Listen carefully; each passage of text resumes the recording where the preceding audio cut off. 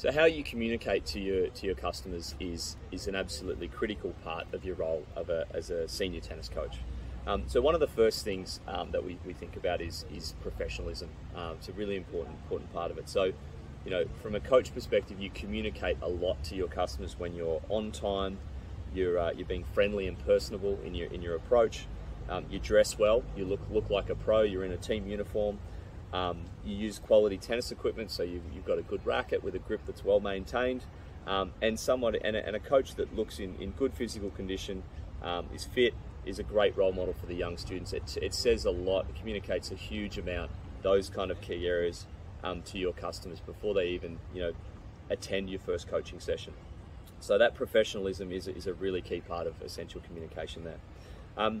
There's communication and learning styles, I guess, of students. There's people learn in different ways.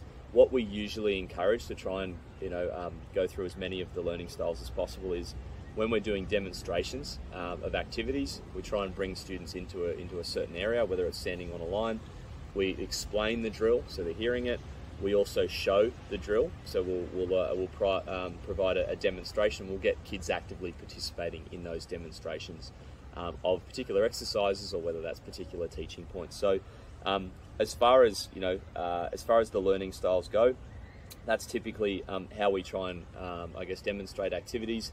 But also too, learning is also done when students are participating, but also when they provide feedback. So giving students the opportunity to provide feedback in classes is also a really key part to communication there.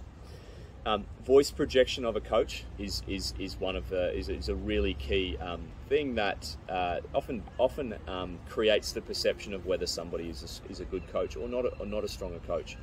Somebody with a loud voice is often portrayed or perceived straight away as being confident. Somebody with a quieter voice is often perceived as not confident. Whether that's reality or not, that's the perception that's put out there. So coaches need to have that really good voice projection, so that number one, all the students are very clear on what's happening on the court. If a coach is too quiet and players can't hear them down the other end, it actually makes it harder to run the class. So it's really important that coaches have a decent voice projection, so everybody in the court can hear what's going on. There's often a big distance between the coach and the players if they're down one end, so that's a key part there. Positive reinforcement is another really important part of providing feedback. It's not usually very effective when we're being too negative to players, highlighting things they're not good at.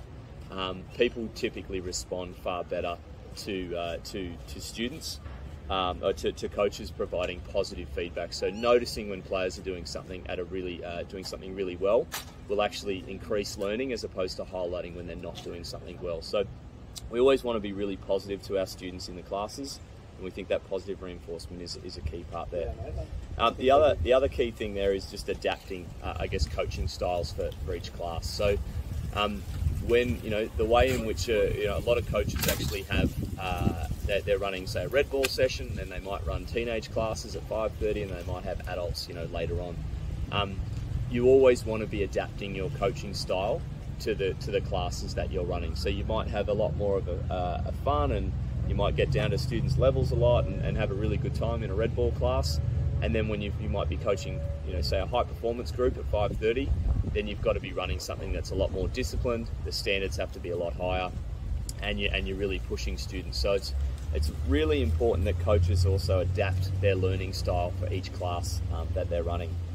And the last part of sort of key communication is actually around parents. So in a lot of situations, parents don't always know the best thing to do for their child in tennis. They're often not educated from a tennis development perspective.